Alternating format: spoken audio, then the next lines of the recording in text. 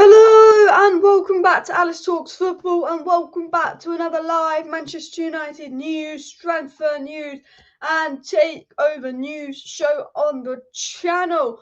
All the second bids have gone in. Reportedly, I know there's 4 bids that are 100% gone in. I think the Glazers are claiming there's 6 or 7 bids that's gone in total, but I think that's probably a lie to drive up the price. But we know that there's 3 bids for the full sailing, and we know there's obviously the minority stake offer from the Elliott Group and reportedly 2 other minority stake offers. But what we do know is all the offers have come in for the second round of the bidding process of Manchester United, which means this week, as Mike Keegan said, is the week that the Glazers are likely to choose what to do next. They're likely to hear back whether the offers are successful. This week, we're going to hear back if Qatar, Sir Jim, Elliott Group, which one of them has been successful. Either it could go to a third round of bidding, or the Glazers choose to go with a minority stake. They choose to go with Sir Jim.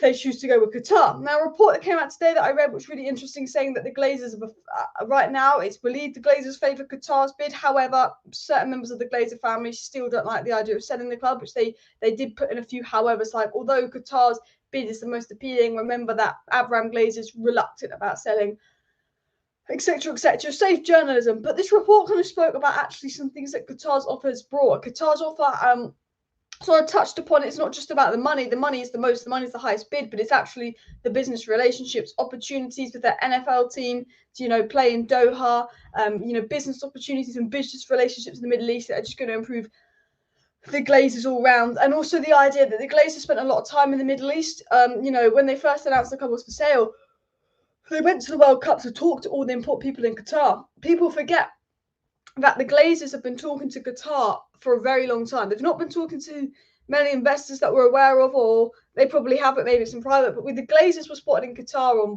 Boxing Day or New Year's Eve or something. They were there for the World Cup. They were there just before the World Cup. This kind of article talks about, how the Glazers have had multiple meetings with Qatar, how that, Qatar have had these 2 secret meetings apparently with the Glazers that the other parties haven't had. And that, Qatar are now offering, stuff to Glazers to bring buccaneers to the NFL team to Qatar to help with that, because we know the Glazers actually sort of care about American football. So the American football to them is something they enjoy, whereas, football, real football, it's just a way for them to make money. And how the Glazers are potentially preferring the Qatar offer because of the potential to do business with the Middle East. And just generally, the offer's obviously about money, and the Glazers are greedy, and they're obviously going to accept whoever offers them the most money. But the story kind of spoke about the idea of how the Glazers like to do business with the Middle East. They want a good relationship there because this will help with other business things like the NFL team, which is reportedly what is in Sheikh Yassim's offer. So we're going to get into more detail about that.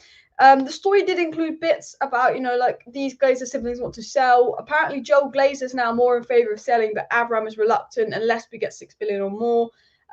Obviously the bids weren't 6 billion, I believe. I mean, the thing with the bids is we don't actually know the price of the bids, and that's the frustrating thing, because we obviously were told like 5-6 different prices for the first bids. Now we're getting told now the first bids are around 4.5 billion, but we were getting told prices between 4.5 and 5.5 billion for the first bids from multiple different sources, and from these sources we're hearing that this bid is just over 5 billion. Some people claiming this bid 6 billion, some people claiming it's 5.5 billion.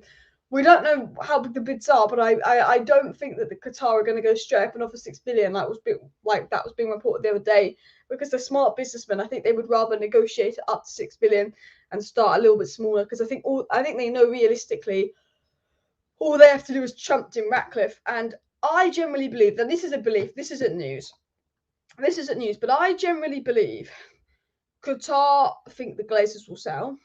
So Qatar believe they only have to outbid Jim Ratcliffe.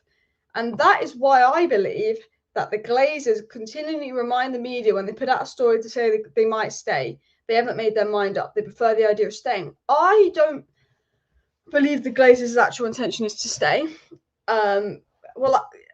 Because I don't think they have the finances to do that. And I believe that the Glazers are worried that Qatar know that.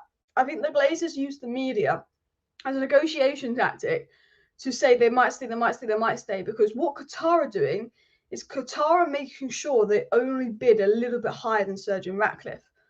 Whereas the Glazers want 6 billion. If Sir Jim bids 5 billion and Qatar bid 5.1 billion, the Glazers want 6 billion. And, I think they know Qatar can do that, but Qatar aren't going to bid 6 billion unless Jim Ratcliffe bids 5.9 million, because they want to win United. They want to, be the winners of the race. So I think that's why there's stories, and that's just a theory, but I think that's why there's a lot of stories out there that say things along the lines of, the Glazers want to stay, they've not made their mind up, they prefer the idea of staying unless they get 6 billion, la-di-la-di-la, because I think they want Qatar to think they have to bid 6 billion to get the club. It's not about beating Sir Jim. Whereas Qatar, I think, have the impression that all they've got to do is beat Sir Jim and they're confident they'll get the club. Whereas the Glazers want more money out of Qatar. They want as much money as possible because they're greedy. So they want to create this narrative that they've got to bid 6 billion to get the club. It's not about just outbidding Sir Jim.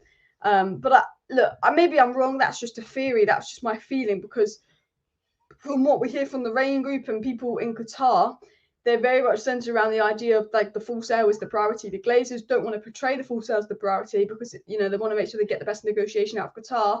But there's the feeling that the full sale has been the priority. They've had 2 secret meetings with Qatar. Allegedly, that's not been confirmed by a reliable source. That was said by a shit source that said they've had 2 secret meetings. So do take that with a pinch of salt. But there is the feeling that the Glazers actually do prefer the full sale. The Rain Group is prioritising full sale deals. The fact that the Glazers extended the deadline for Qatar and Sir Jim when they already had 3 offers reportedly for a minority stake says to me that they're still focused on the full sale. However, maybe it's a negotiation tactic in reverse and they want to get more money out of minority investors. I don't know, but I'm not worried, and I want to get really into the story about what Qatar's offered and what Qatar's allegedly offered and why the Glazers potentially favour Qatar to Sir Jim Ratcliffe in just a second. But please do smash that like button if you haven't already, and of course subscribe down below if you're new. I know a lot of people are watching the England game, so I don't think we're going to get as many people in as normal. You know what? I don't know if this is just me. I'm so uninterested in international debate, and you know what? And I say this, I'm really glad there's an international break. I'm really, really glad there's an international break right now, because I feel like Man United have played a game every 3 days since the World Cup. And I love United, I love football, but I feel like my head was just there was just so much football and we're playing so often that it's quite nice to just have really a week, 2 weeks, just to get away from football a little bit. Because I feel like I was just so invested with the amount of games we're playing now. It was just tiring me out a little bit. And I've kind of enjoyed this international break because I just don't care about the international break. It's just been a nice week to really, get away completely from United playing and let the players rest. And I've never enjoyed an international break. Whenever there's an international break, I think, fuck off, get Man United back on. But I feel like it was needed to give those players 2 weeks off, to just have a week away from football as well, because I didn't even know England were playing tonight. I'm just not invested in the international break. I'm not interested. Apparently the Brazil-Morocco game looked interesting. That was, if I switch on a game in international break, it would be a game like Brazil-Morocco to put in the background of what I'm doing, because that looked like an interesting big game. But it's been quite nice, I think, this international break, in the sense to just kind of switch off a little bit. But I didn't know England were playing, so I do apologise that I went live the same time as England. I just was a bit late to change, but that's just how relevant the international break is to me. I mean, I knew the Italy game was on because that was Italy, but I didn't just know we were playing Ukraine as well. But Diego says, agree, the owner will probably sell up. I wonder if a new bidder might come in.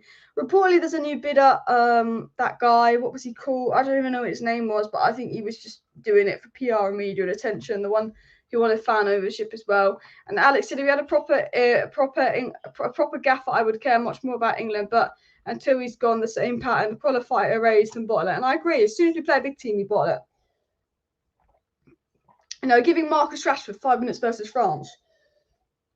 I do understand why he calls up Maguire, but I look at the England lineup, or I look at the people Southgate calls up, and I think, really, Conor Gallagher? No. Tyrone Mings was on it for too long. There's so many good talents out there that I would like to see England call up that don't get called up. So many good young players. And look, I think England's strongest lineup is Rashford on the left, Kane up top, Saka on the right. I'd probably put Foden as a 10 with Bellingham and probably Rice behind, just because Calvin Phillips hasn't played a lot. And then the back four would be Reece James, Luke Shaw, Pickford. I don't really care who's in goal, though. Pickford. And then I guess you'd say Maguire and Stones, but then you would say, well, Maguire was good for England, but probably Tomori's better. Probably Ben White's better, although he's not really played centre-back this season for Arsenal. And he's not got a good relationship with Southgate. Ben White, apparently, and I don't know if this is true, this is all kind of allegations, but apparently he was kind of a bit argumentative and rude, and him and Southgate don't have a good relationship and doesn't really care, and he doesn't go to England due to a good attitude. I don't know if that's true. That was just things that you hear as well. But yeah, I completely forgot England were playing as well. I will get back into the Qatar news in just a second as well. A lot of reports saying £5 billion, $6 billion, which seems most likely this point. I think apparently both bids are over £5 billion, and both bids are world record bids. So even if you don't hit the Glazers crazy 60 billion asking price, you know, for them to say, no, it's something over 5 billion, they're nutters. But they are nutters, aren't they? Congratulations on 60k, Alice. And hi, chat watching in. What a goal by Saka. Yeah, guys, we did hit 60,000 subscribers yesterday. So big up everyone who subscribed to the channel. Smash a like to celebrate 60,000 subscribers.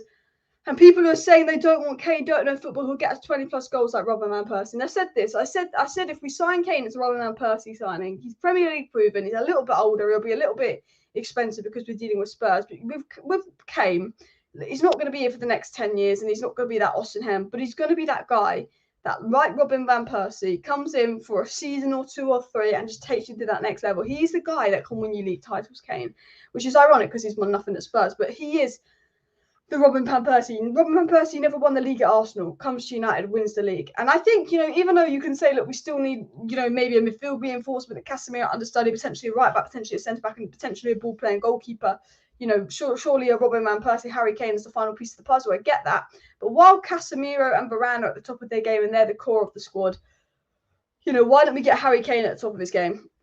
You know, why don't we actually get players at the top of their game rather than ones for the future when Casemiro won't be here in the future and Varane won't be here in the future? You know, there's always that argument to it. I mean, my first choice is Victor Osimhen. I think he would just be fantastic. But if we signed Harry Kane, I think it would be a fantastic signing. I know a lot of fans that won't be happy if we sign Harry Kane. But as I said, I do see if we sign Harry Kane as Ruben Van Persie 2.0 as well. I saw a chat and I was about to click on a chat, but it's just gone as well. United selling 2 players to get Neves. We'll get into the Neves story in a second. It's not come from a reliable source, but Sport were reporting that Ruben Neves is in negotiations with United and other teams about a summer transfer, which we'll get into in a second as well. And United have 13 games during April as well, which this is absolutely crazy. I wanna get this up. And this is imagine if we get through in the competition. So I will get back into the takeover news. So I do apologise that I've been delaying that a bit. So we've got Newcastle, Brentford, Everton. So no Casemiro for these next 3 games. It's just not going to be fun. Sevilla, Forest, Sevilla, potentially Chelsea. Well, no, not Chelsea, because that's going to be the FA Cup. So then the FA Cup semi-final. And then we got Tottenham, Villa. And then we'd obviously have the next round of Europa League in here, potentially as well, if we beat Sevilla. I mean, it's absolutely mad. We've got 1, 2, 3 games without Casemiro. The annoying thing is as well, we've got 3 games in a row without Casemiro. It's not like Casemiro is playing in the Sevilla game between the Brentford and Everton game. It's annoying that this Brentford game has been rescheduled to midweek because it would be like, okay, you know, we can't play Casemiro, but at least Casemiro can play midweek and we can rest this person. We've literally got to play the same midfield the 2nd, the 5th, and the 8th of April. No Casemiro, which is not going to be fun. And then Casemiro can play as many games as he wants for the rest of April. But I'm still pissed off Casemiro is suspended when I look at it as well. Still pissed off. I'm not going to lie to you. But we'll get back to Twitter. We'll get into the news, etc., if it wants to load as well. So this was what was said on Twitter. Part of Sheikh Yasser's proposal to buy Manchester United is the guarantee that the Glazers could bring their NFL team to Qatar for an exhibition game in the National Stadium in Doha. This appeals to the Glazers. Now, Qatar have not only offered a little bit more money than Sir Jim Ratcliffe, but the offer comes with bonuses. You know, you can bring your NFL team to Qatar for the exhibition games in the National Stadium. This would be good because that will get Middle Eastern interest into the Buccaneers, and the Middle Eastern's kind of a new market that American football would like to tap into to grow the fan base, to grow revenue streams, which gives a big bonus to the Glazers. Not only that, but the idea of doing business, having connections in the Middle East is going to be very beneficial to all the business that the Glazers do in the future. That's where the money's at. And reportedly, you know, Joe and Avram like the idea of having good relationships in the Middle East, good businessmen they can work with in the Middle East. They've been in the Middle East a lot. They've been supporting Qatar, Dubai a lot recently. Obviously, they were out there, you know, around Christmas time, New Year's Eve as well. We did a video. Is Qatar going to be the next owners of United? Because the Glazers were spending New Year's in Doha. You know, and this was when the sale process was ongoing. There's the idea that you know, the Glazers have had a lot of time spent in the Middle East recently because they're doing business in the Middle East. I think they were trying to do some golfing in the Middle East that fell through. And that if you do relations with Sheikh Yasser, if you do relations with Qatar, you've then got a good relationship with Qatar. and then you can bring your NFL team here. You know, we know the Qatar know that the Glazers were looking to do some kind of business in Abu Dhabi. They didn't go wrong, but you know, the Qatar might be saying to the Glazers, oh, but this business you could maybe do in the Middle East, etc., etc. So on top of offering a bit more money than Sir Jim Ratcliffe, Qatar also bringing in other bits to their offer to make it more appealing to the Glazers. And the belief is that the Glazers right now are favouring Qatar. Now, I don't know if that is the case, but that is what's being said by the media, that the Glazers are favouring Qatar's offer because of all these extra things they're bringing. You know, they've obviously got to choose an offer next week unless they want to go to another round of bids. And the feeling is Qatar is the preferred offer. Qatar are the ones that most likely to be chosen as well. I'm a little bit behind on the live chat, so I do apologize for that. But let's go for 200 likes as well, people, as well. I know Sak has scored a goal, everyone's saying in the chat. We aren't a Roman Van Persie shining away from running away with the league. That's Sir Alex Ferguson's last job, which is 2. We do need some investment. Kane's absolute class, but would be a little bit expensive as well. Look, I like Kane, and I would be happy with Kane shining, but Austin Hare is my number 1, just because Levy will make Kane expensive as well. I was just trying to catch up on some of the live chat here as well, so I do apologize. So do smash a like as well. It's more about money than Qatar goes, 100%. But do you know why this is about money? Because it's not the Qatar will offer the highest bid, but on top of the highest bid, Qatar are offering things that are good for business that will generate more money from the Glazers. So on top of the highest bid, they've got a business proposal as well, where they have potential to make even more money off a good relationship with Qatar on top of that as well. So that's sort of what the report is saying as well. But I mean, it's an interesting one. I don't think, you know, letting the NFL team play in Qatar is massive. I don't think it's massive. I don't think you know, American football isn't massive outside America, of course. But I do think it's a decent offer for the Glazers to look and grow. And I think it's more the fact that they could build a relationship with Qatar is just having a good bonus, as someone's just said in the chat here. And I think this is what the report is trying to get into as well. Rasmus Haaland looks good if we don't get Austin Hare. He does, but I do think he's more of an understudy. I did speak about my video the other day, and we will get into that later in the stream as well. The Erasers won't risk upsetting Qatar. They will def sell to Yassim, says Yusuf. I mean, a lot of the Middle Eastern and Qatar sources are very confident that Qatar are going to be the next owners. Now, I don't know if they're saying that because they want Qatar to be the next owners and they have bias, or they know something that we don't. A lot of the media in the Middle East is very confident that Qatar will be the next owners of United. Now, I do think, as I said, Qatar going to the effort, Sheikh Yassim going to the efforts to start up this brand new 9-2 foundation. To do the takeover of Man United, they made a foundation called the 9-2 Foundation and employed people for the long term, employ people that they want to work at United when the next owners, thinking so far and ahead to do the takeover process of buying United, which says to me, the Glazers must be Qatar must be somewhat confident they're going to obtain United. I think, and I'll be honest with you, this is a thing, this isn't a fact. I think the Glazers are looking to sell the club. I think the Glazers are using the fact that they can stay and they're getting minority offers as a negotiation tactic to get more money. Andrew says, wake me up until the sale is gone, and I don't blame you. United are sucking the life out of this takeover. They're making it boring. But I do believe the Glazers want to sell the club. I do believe that, and I do believe that Qatar and Sir Jim Ratcliffe know that their intention is to sell the club, and that is their main intention. And that if they don't get the offer they want, they will do the minority stake. But I think that they will take $5 billion for it, and I do think the club will be sold.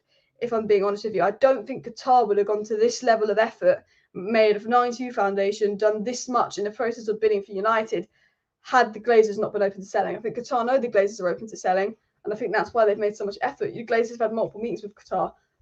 Rain Group have multiple meetings with Qatar. I think they're just threatening to say they won't sell if they don't hit $6 billion to try and get more money out of Qatar. And I do believe the sale will happen, although it's dragging on, although I feel like we are bored of it.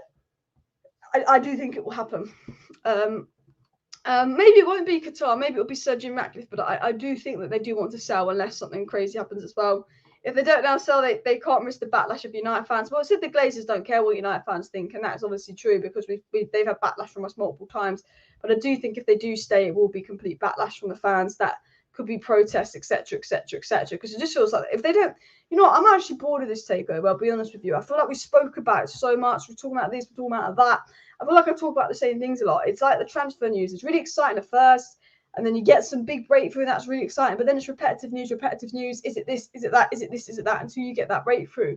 And the repetitive news, and is it this? Is it that? It just drags on and drags on and drags on. And I do think this takeover story is getting boring. 100%. But I do sit here and go, I don't think they'll stay. I think the protest would be big. I don't think they can financially afford to stay. I think the offers are good enough. They're well record offers. You know, Alex has just said here, I don't see them staying in any capacity. Partial investment means sacrificing power and owner percentage, which is less fortune, which means less from future sale, which is technically true. It's a good point there as well. But Naeem says, I have a feeling that the greedy Glazers will want the third round of bidding just to drive the war, bidding war just to drive up the price even more. And that might potentially be the case as well. You just never know with the Glazers. And the Glazers are excellent at doing this. They did this in a transfer window, dragging the deal. And I think they are kind of dragging this out because they also know that they can make the most out of media and PR attention around these deals. And once the Qataris take control of United, they will drop the Glazers like a hot potato, potentially as well. And been said that we'll find out in a week if the Glazers will sell, who the Glazers will sell to. So yeah, I mean, obviously, it said we should find out later on in the week. So I don't think we'll find out Tuesday or Wednesday. So Monday or Tuesday, but I think Wednesday, Thursday, Friday, maybe Saturday, we'll get a big breakthrough. I think sort of Thursday, Friday, we'll have a little bit of indication. I want to get into the story a little bit more because I want to get into some things that have come out from Qatar's side and Qatari sources. Just to give you a bit of context, I haven't really got into the news really. It was said here, source, Sheikh Yassim has been very clear he wants to buy Manchester United and has the money to do so. He has been impressed with the Glazers and would like to work with them in future. So on top of the offer with the NFL buying United, it said that Sheikh Yassim has been very clear that he wants to buy United. He's been impressed with the Glazers and wants to work with them in future. AKA, this is a negotiation tactic from Sheikh Yassim to ensure he's in a good, powerful position to get United. So that was continuing on, obviously, the story I was mentioning earlier. But then it was also said here, and this was said by the Mail, so this is a completely different story now, that those close to Sheikh Yassim's team say he remains confident of success and has ample funds, not just to buy Manchester United, but to invest hugely in the stadium, the squad, and the local community. But again, those close to Sheikh Yassim say he remains confident of success. So again, we've had stories that the Sheikh Yassim was looking to work with the Glazers to add to his bid, etc., etc., and that he remains very confident of success. Qatar remain very confident they will be the next owners as well. If the new owners are soon, I hope Ten Hag will sign unknown bargain deals instead of big names. I think he needs to sign a mix of both. I'd like us to get a big striker. Look, I'd love us to get Osimhen and De Jong, but then I would like us to go for someone like Enzo Laffi, Varela for a Casemiro understudy, potentially like Erasmus Haaland. Said that name completely wrong, but you know what I mean, the Atlanta guy as well. Like those kind of sides on top, maybe Frimpong as well on top. I'd like people like Enzo Laffi, Maxim Kakare, Frimpong, Varela, those kind of midfield right back signings on top of big names. I think for me, it would be a mix of big names and small names as well. Tampa Day Qatari as well. And can't wait for major breakthroughs. All this recycled news is draining. I mean, yeah, it is a bit recycled. I mean, the news that Sheikh Yassim is offering Glazers extra stuff on top of the bid, relations in Qatar and stuff is new news. And that's what we're talking about. The new news today, that isn't repetitive news, that isn't recycled news, is the fact that after the second bids have gone in, Qatar are believed to be in the strongest position. After the second round of bidding, Qatar is still believed to be the favourites, the preferred choice of the Glazers, and in the strongest position because of the extra things on top of their deal. However, every single report says, however, do not rule out the Glazers staying because la-di-la, la-di-la. So you get that big story about Qatar being the preferred option, being the favourite option, but every journalist is playing it safe.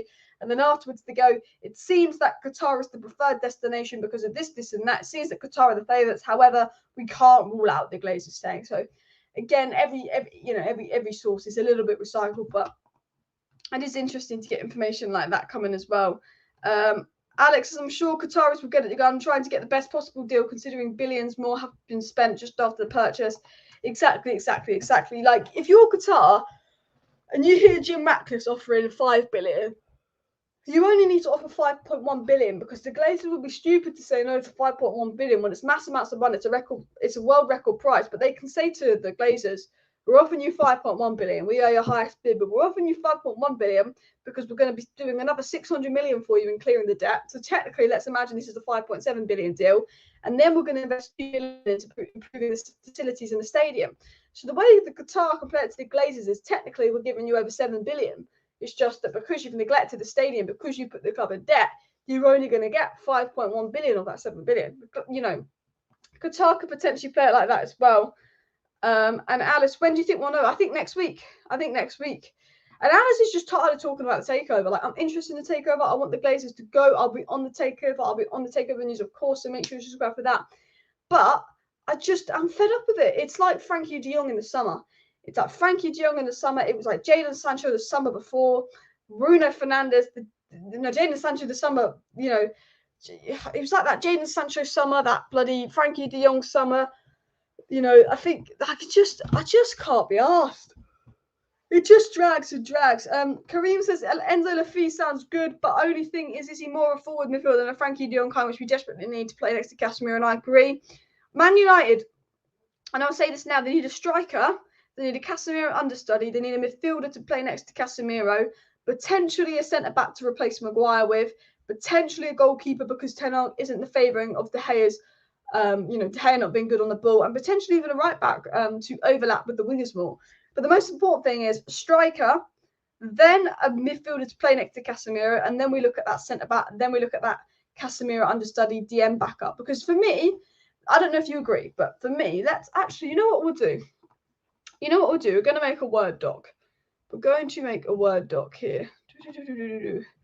We're going to talk about outs and ins that I would do.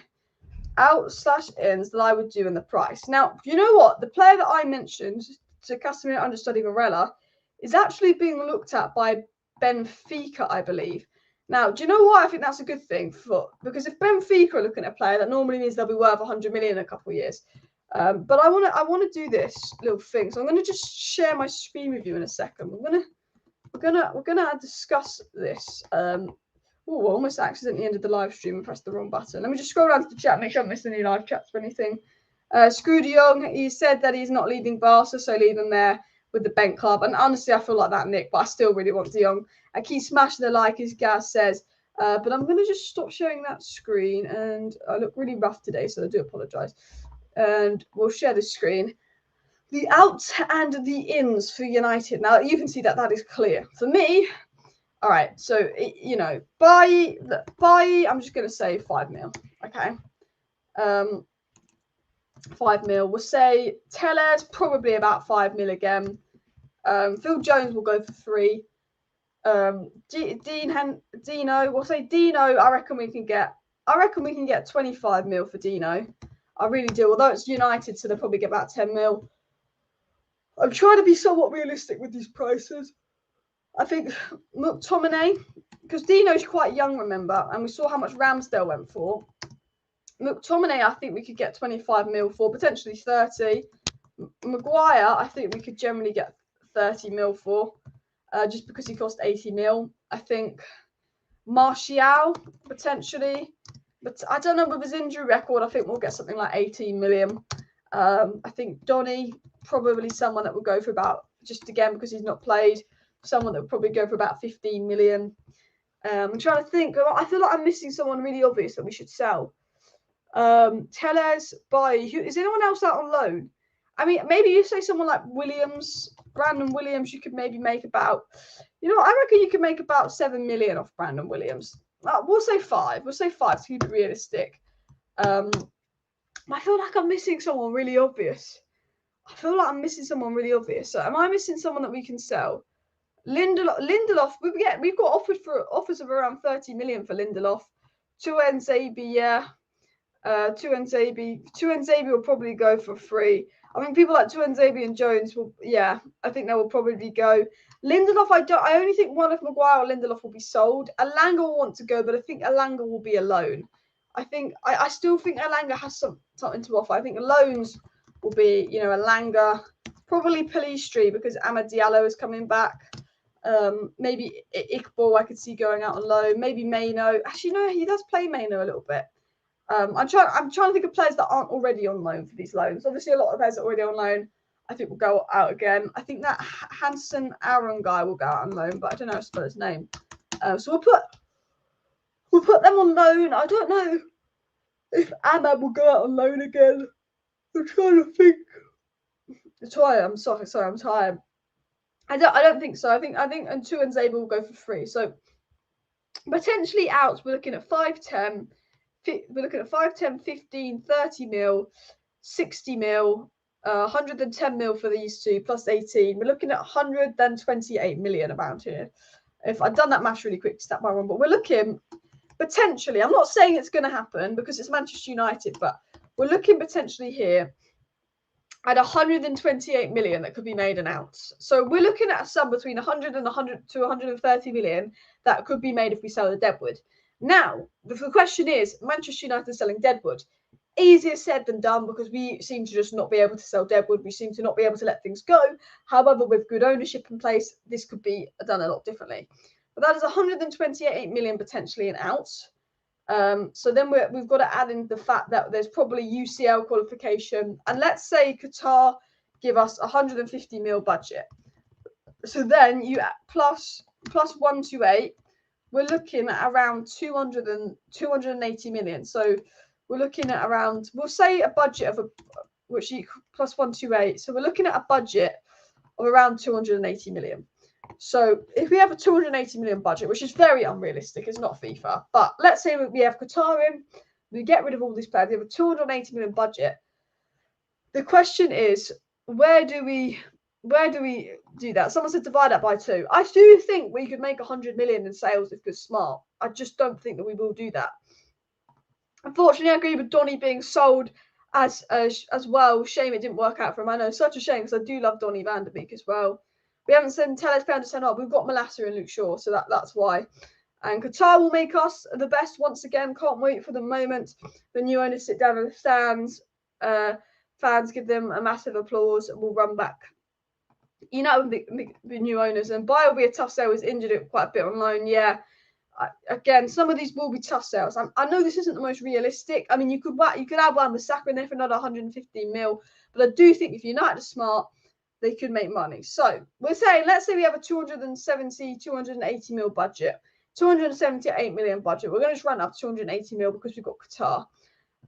So Osimhen will be 150 million euros, which would be 120 million pounds. So if we're looking at Victor Osimhen, we're looking at 120 million pounds. So we'll look at the striker options. So the striker options, we've got Osimhen, which will probably be 120 mil. Kane will probably be about 90 mil. And I think Ramos could be 75. I think Ramos could be around 75 mil. And same with Vlahovic, but Juventus potentially Vlahovic, you're looking at 70 million. I mean, look, I don't know how accurate these prices are, but I think that's something there. There's other strikers that United could look at, like as someone said, Rasmus Haaland. I haven't saying his name right. I don't know. Potentially Sesko. I feel like I'm missing out a striker we've been linked to that's really obvious. I mean, Ivan Toney, I guess.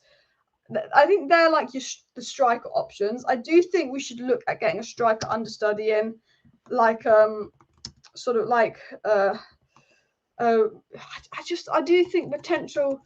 We'll just say potential striker understudy as well for around. So we say 25 mil. We'll say 25 mil. Someone that's going to be in that 25 mil young striker mark as well potentially. So they're the striking options. Then we know we need a midfielder. And look, Bellingham, we'll put him down as an option, but I don't think we're going to pick him. Bellingham, we are looking at again about 125 million. De Jong, I think, was 78 million, if I was correct. We're looking at 78 million for De Jong. But again, like they are the big names. They are the big midfielders. Barella's one we've been linked to a lot, but I couldn't tell you what Barella's price would be. If anyone could estimate what Barella's price would be, let me know. I think Kakare, I don't know how you spell it. I reckon he would be around, because I reckon he would be like 25 million, but because he's Man United, I would say like they'll probably want like 35 million. I think Enzo Laffi could be like generally like 22 million. These again, I don't know how, like I'm not saying these prices can be accurate. Trying to think, Nunez, Nunes would probably be about 50 mil. I do think that would be a good option. I'm trying to think. Am I missing? Like, someone put names in. Barella maybe 60. Barella potentially 60. Yeah, put names in for midfielders and the price. I don't think we'll go for Mount. Oh, Ferguson. Yeah, that's a good one. Potential striker understudies. Understudy. So, like, yeah, again, we'll put Ivan, Ferguson, and then we'll put. How do I spell Rasmus Haaland? It's that weird Hodge. We're just going to put Hodgland. We're just going to put Hodgland because he's got that potentially striker understudies. But I reckon these guys you could be looking at like 40 mil generally, just because of how young they are. So we're looking at potential. Just put some midfielders in the chat. Casado was going to put in the Casemiro kind of understudies, although he's a bit expensive. Sassuolo, 30 million. Not familiar with him. I know who you're talking about, but I haven't watched him a lot. Is he someone you'd recommend? Kim and Jay's a centre back. Kobe Mainoo, obviously one for the future. Casado's just signed a new contract as well. I'd prioritise Casado, maybe Gravenberch. Because he's not had the best time at thingy. We'll say maybe Gravenberch. I feel like we still have to pay about 30 mil. I say, yeah. I feel like I'm missing someone obvious. I know we're talking about Neves in this video. I know Tielemans is available on a free. But I feel like I'm missing someone that really obvious. And I can't put my finger on it. DM Moises.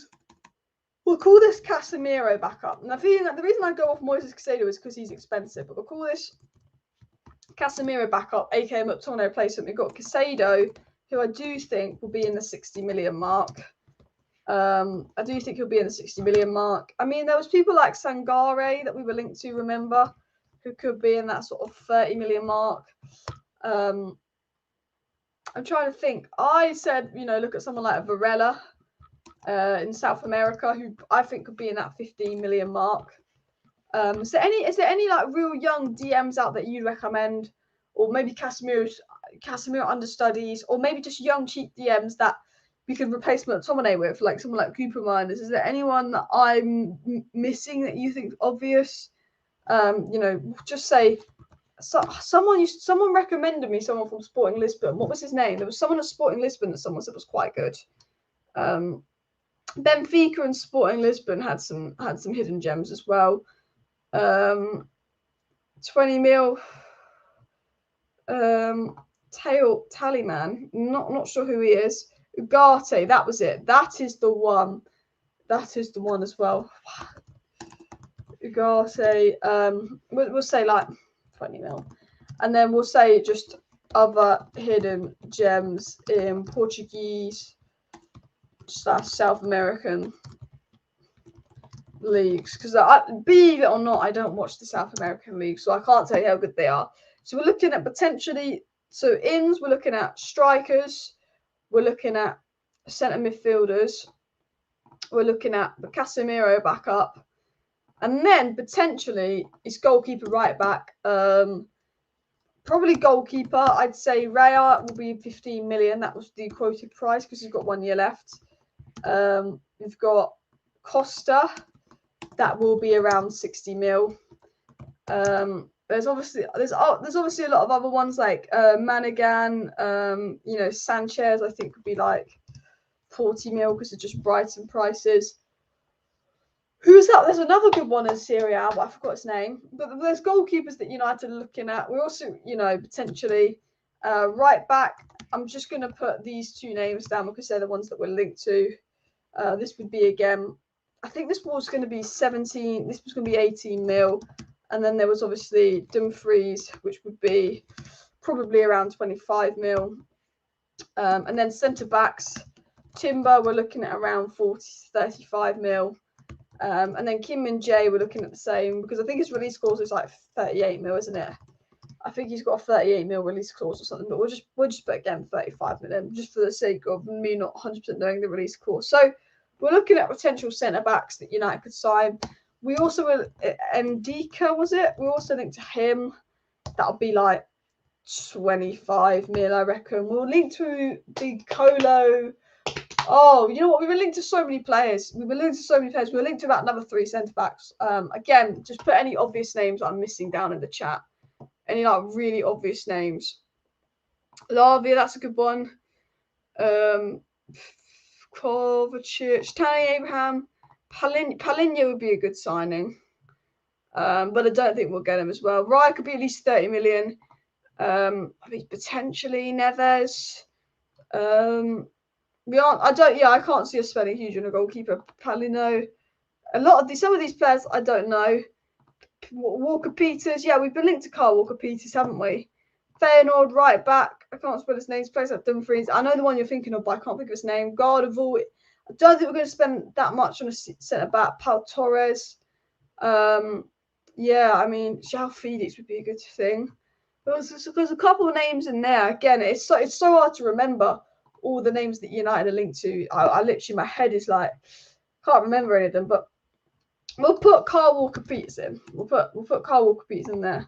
Again, we'll put Southampton go down. That's 15 mil. So what we're looking at now is players that United could potentially sign to hit in for 280 million. So I'm going to go. You know what? I'm going to go. This is just my opinion. Let me know who you sign. I would go with Gonçalo Ramos. And then I would try and get this guy.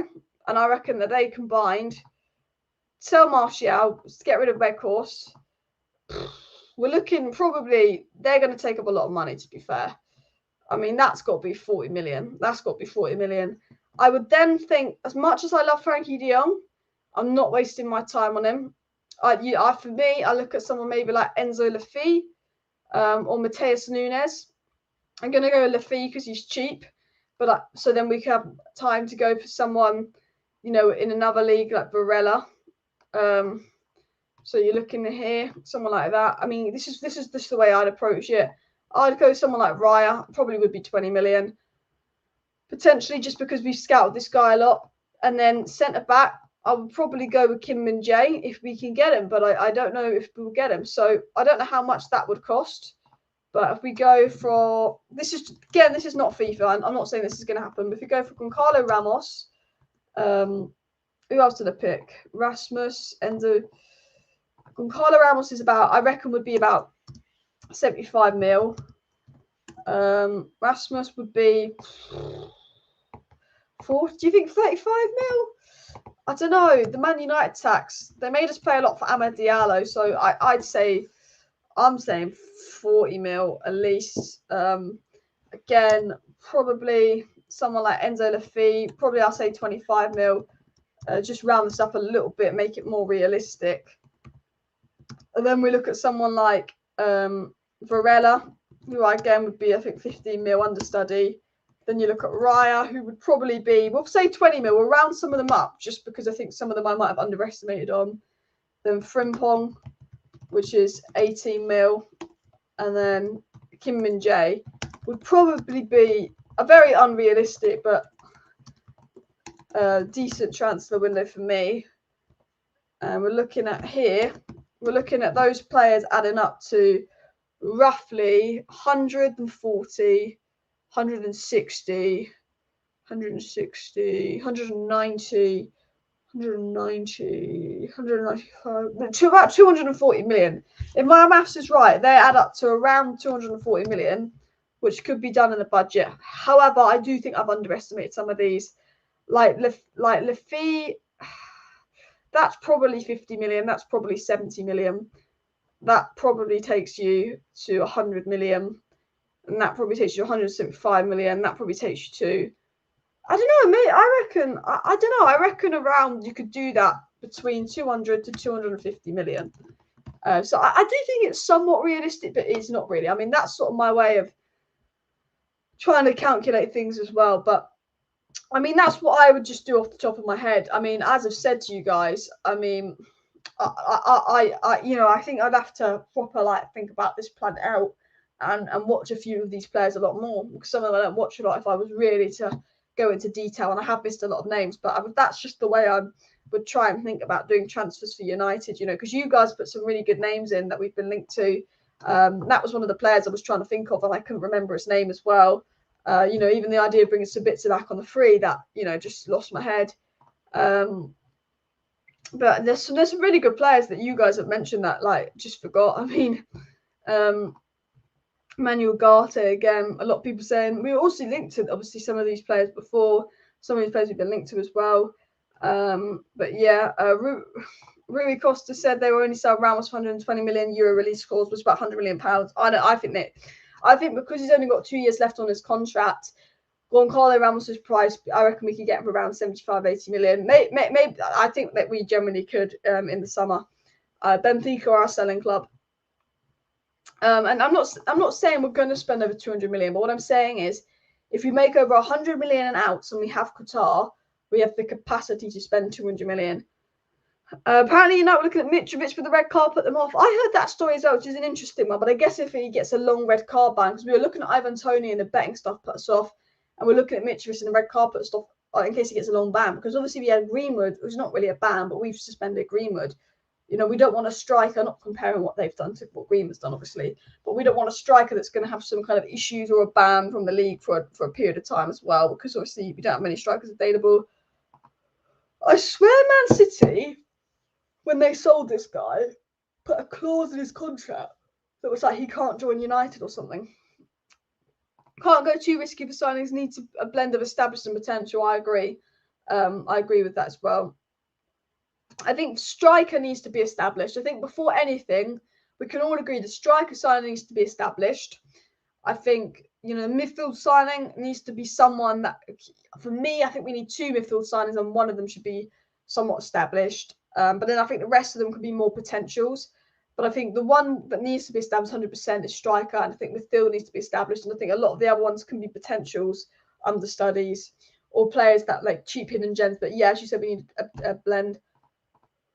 No way anyone's paying that much money for João Felix. So I would like to have a look at João Felix, but I think if he moves to the Premier League, it will be Chelsea. I do think João Felix. Imagine if I do sit here and I do think, imagine if we'd got João Felix instead of Weghorst. Imagine. I generally think I always just think how good United would have been if they got João Felix instead of Weghorst. I'm not trying to disrespect Weghorst. He's done an all right job, but he's not João Felix's level as well. Yeah, how is Maguire in England playing, by the way, guys? I don't know if you guys are watching the England game, but how is Maguire and co been as well? And also, would you guys want Sabitzer and Weghorst to stay? Personally, I know a lot of you guys want Sabitzer to stay. I wouldn't let Weghorst stay. Sabitzer would need to impress me a bit more to stay.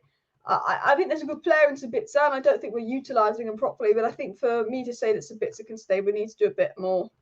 I think he needs to do a bit more for me as well. But I don't know if anyone's watching the England game, how the players playing, but Kane and Haaland would be very good signings, very good striker signings as well. And I do think it's time to let Martial go. I do like Martial, but it's time to let him go. Kim Min-jae actually just come out today and said that the rumours linking him to United are not true.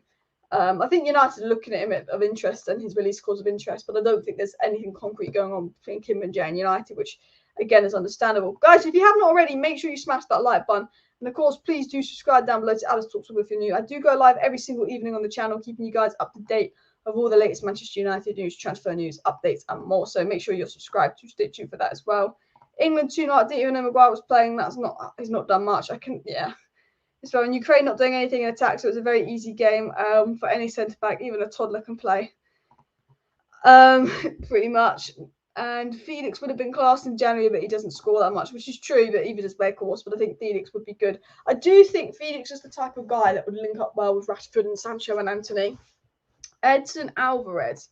Why am I not? I'm going to have to Google that. Oh, the Ajax player that almost went to Chelsea, Edson Alvarez. I know who that is. You know when someone names a player and you're like, who is that? But you know who that is. He almost went to Chelsea in the summer. He's one to maybe keep an eye on actually. Feyenoord have got some. I think if I was going to look at Bundesliga players, the Feyenoord team's impressed me more than the Ajax team this season. But obviously, Ten Hag's got his loyalty to Ajax as well. Can't imagine if Weghorst can score goals. He just doesn't score Weghorst, and I sometimes feel like we don't pass it that much to him because I feel like the players don't have loads of confidence in him. Maguire worries me. Seems overconfident. Maguire just needs to go at United. I think there's a decent player in Maguire. He will never be a United player. For me, I think Maguire needs to let it go at United. And then we replace him with someone that's really going to challenge Brian and Martinez. Ajax will rinse us, have to be careful dealing with them. Yeah. The thing about Ajax is they're normally good at doing cheap deals, but now with United, they're like, they took Anthony, they took Lissandro, they took Tanag. They're now looking to rinse us. I do think that United could be smart and do some good deals with, Liga NOS teams and Eredivisie teams, but United tax people will get rinsed. What about Gavi? He could be a free agent in the summer. I forgot about that. Should we have a look at that? Gavi. We'll look into Gavi. Because of Barcelona's financials, they might not be able to renew his contract, which means he might have to leave. You know how Messi had to kind of leave Barcelona when he didn't want to? Basically, the same could happen with Gavi, which I think, you'd be mental to turn him down. He's a great youngster, 100%. But I think potentially, I feel like because I'm yawning, I'm so tired. Because he's a Barcelona boy, if he can't play for Barcelona, I can't see him going somewhere else in La Liga. If he can't play for Barcelona, I can't see him going somewhere else in La Liga. Maybe he goes PSG. Maybe he goes Bayern Munich.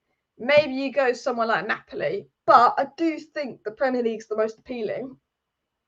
I think he's someone I see at PSG, Man City, Arsenal, United, or Liverpool. If he leaves Barca, I do think if this is someone that Ten Hag wanted with Qatar money, in his 3. Well, I say with Qatar money, it doesn't matter. He's 3. I mean, if he's available on a free, yeah, because his contract expires next.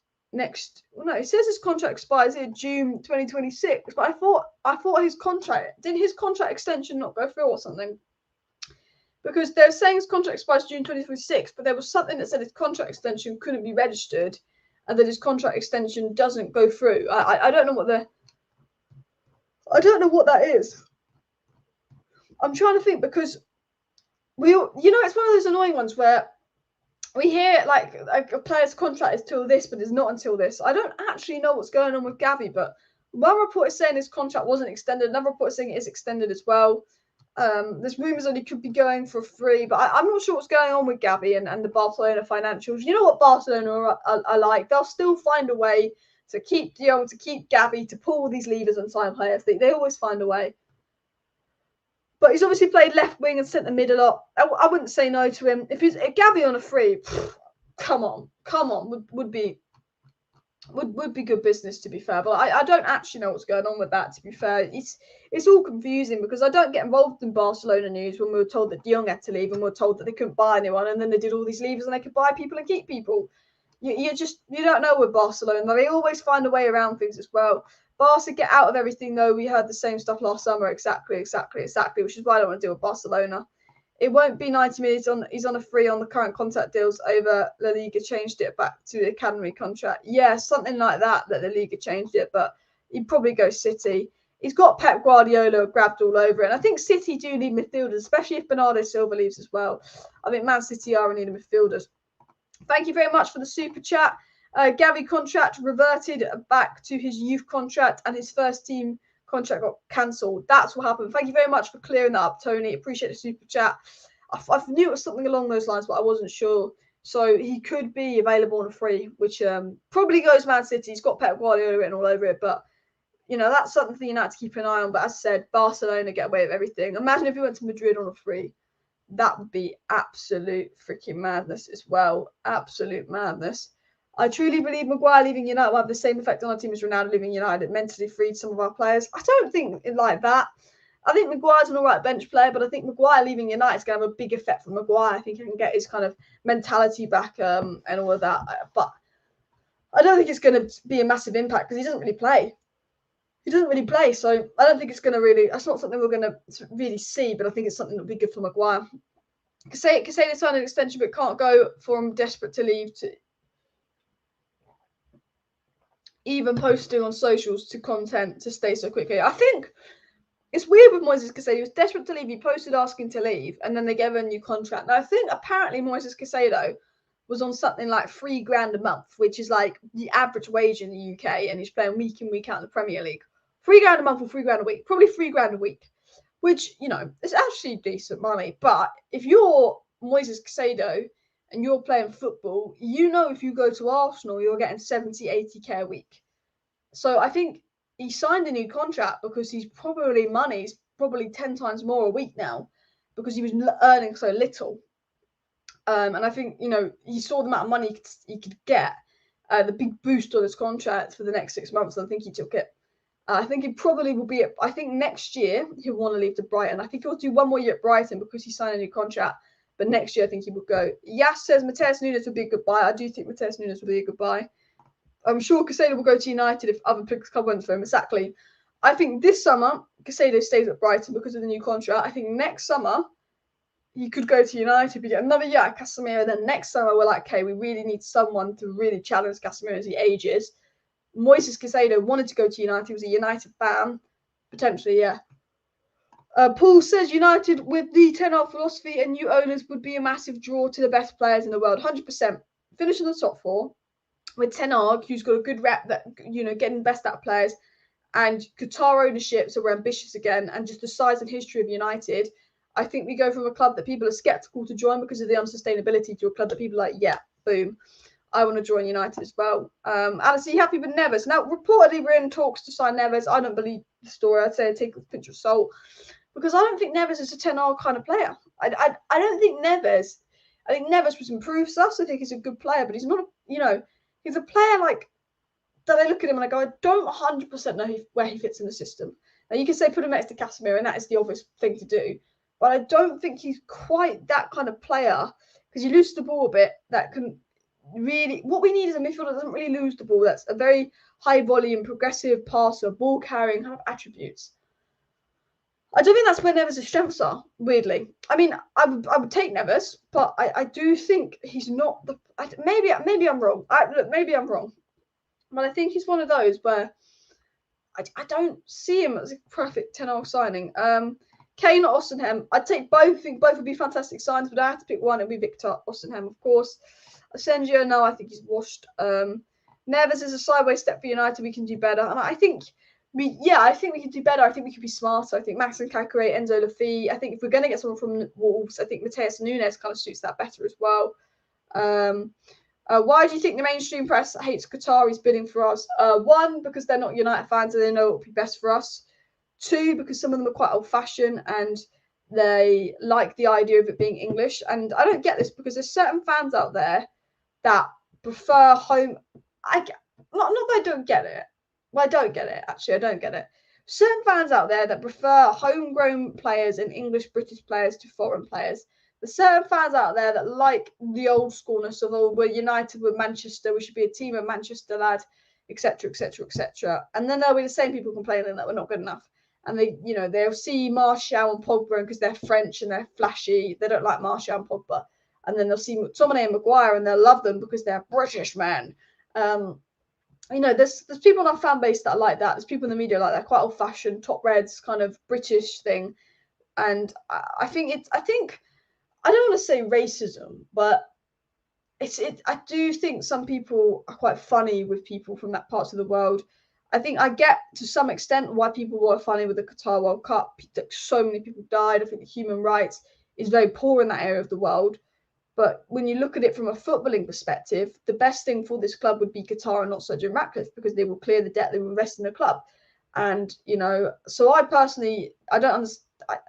It's one where I just think, well, I think Qatar's best for the club. You know, I'm not saying you have to be pro-Qatar. There are obviously drawbacks from that. And there's reasons that I get why people won't be in favour of it. But I do think there are people in the media that maybe have slightly racist agendas to Qatar in that area of the world, because I think there's reasons to like not be in favour of it, but I think there's people out there that definitely have agendas. If it's not English, it's not British, it's not white. In the media, I do think there's some kind of potential bias in that, without trying to accuse anyone of anything. But I do think there's this thing, you know, that, like we see it in the media a lot. The pundits will never slate Maguire or McTominay, and then we'll lose, and they'll be going in on Fred and Lindelof instead, and Martial instead, or De Gea instead. You know, we've seen it in the media. You know, when United lose, it's never the Maguire or McTominay or the academy or the British players' fault. It's the foreign players' fault. So, you just get that, unfortunately. People are old-fashioned in the media. I think people just do have their unconscious bias, and I think everyone has a reason to be against or for something, but I think the people with very strong opinions against Qatar, sometimes I think, you've got this really strong opinion against Qatar. You're saying that it's going to rip United of its soul, but we've just had the Glazers for 18 years. I don't understand how you can say Qatar takes our soul away, and we've just had the Glazers rinsing the club for 18 years. Is it because Qatar? Is it because it's you don't like how the country's run? Because look, America's not perfect either. It's one of those. Like I get why people were against the World Cup, the deaths, people dying, the laws. Like I get that, but I sometimes think the way people in the media perceive it does have maybe like an unconscious agenda, without trying to get too much into it as well. It's an interesting one as well. But at the end of the day, in my opinion, I've always said I care about United. I've never thought. I don't know. Like some people just think let's get a British player or let's get an academy player. Like some people would rather McTominay play than assign someone. There were people last season, to be fair, Pogba was shit last season, always injured, that would rather McTominay play than Paul Pogba. But Paul Pogba's a better player, even though he didn't show up. There's people, I think, like some fans love the idea of this British kind of thing. And I always say, I don't get the fans that don't like foreign players as much, or don't like foreign things, or don't like things they don't know. I think there's a lot of fans out there that would want a British manager with British academy players and British owner like Jim Ratcliffe and Manchester boys. Whereas I just think I want what's best for United, and what's best for United is to have international players, an international manager like Ten Hag, and Qatari owners, because Qatar doesn't put us in debt like Jim Ratcliffe. Qatar have more money than Jim Ratcliffe, and Qatar are not the Glazers. So I always say when I look at things, I want what's best for United, and we can want Qatar and still be aware of issues that are involved. So 100%, and I'm with Paul on this. Every billionaire doesn't have a clean history. There are things I don't like, but when I'm looking at this from a fan perspective, I want what's best for United, and I think Qatar, in my opinion, are best as well. But it's one of the. I think what annoys me is the hypocriticalness. If you don't want to let Qatar own United, then you can't let Man City, you can't let Abu Dhabi own Man City, and you can't let Saudi Arabia own Newcastle. What annoys me a little bit is, these people wouldn't say anything about, Newcastle's owners and Man City's owners, but because they're a United fan and it's their club, they then get all funny about Qatar. That's the one thing I don't like in the media as well. This whole thing, because it's Man United, they get funny, but when it was Newcastle, when it was Man City, they didn't care as well. I prefer Qatar investment because of the upside, but I respect other people's opinion, not worth falling out over. 100%. I respect other people's opinion. I respect why people might prefer Sir Jim, but what I don't understand is people that would rather the Glazers stay than Qatar. That's what I don't understand. But I understand why people might prefer Sir Jim, but personally myself, I'm with Alex here. I prefer Qatar. I think they would be best for the club, and I think we're all in a preference as well. But yeah, there is a British bias. There is a big British bias, and we see that all the time. It's always the British players that seem to get away with it. The amount, we saw it with Ollie. We saw it a lot under Ollie, and I think Ten Hag's kind of got rid of that at the club. And I think, unfortunately, in the media, Lissandro Martins and Casemiro, we were told weren't good signings because they weren't Prem players, they weren't British players. If we'd signed Declan Rice, they'd have been raving. If we'd have signed, Declan Rice, they'd have been raving. But when we signed Casemiro, he's a steady Eddie. There's this whole, you're not British kind of thing with pundits as well. But yeah. Anyway, I'm just going to make sure no news has come out before I end the live stream. Make sure nothing big, no news has come out. No big news has come out, as I can see. So there's no massive news that's come out, but there will be a video out tomorrow morning, guys. I am going to wrap up the live stream here. Amrabat. Oh, you know what? There was news on Amrabat to United, and I'll discuss that in my video tomorrow. I am going to wrap up the live stream here, but what I am going to say is there is going to be a video out tomorrow on transfer news, United signing midfielder. There will be a live stream tomorrow as well. So make sure you subscribe to the channel. Video out tomorrow morning, video or live stream tomorrow evening, depending on news. If there's loads of news, it's a live stream tomorrow evening. If there's not loads of news, it's a video. At the moment, because it's international break, I'm doing a live stream every other evening, but I might be live tomorrow. So make sure you're subscribed if you haven't already. Smash a like. Thank you for watching, guys. See you next time, and bye.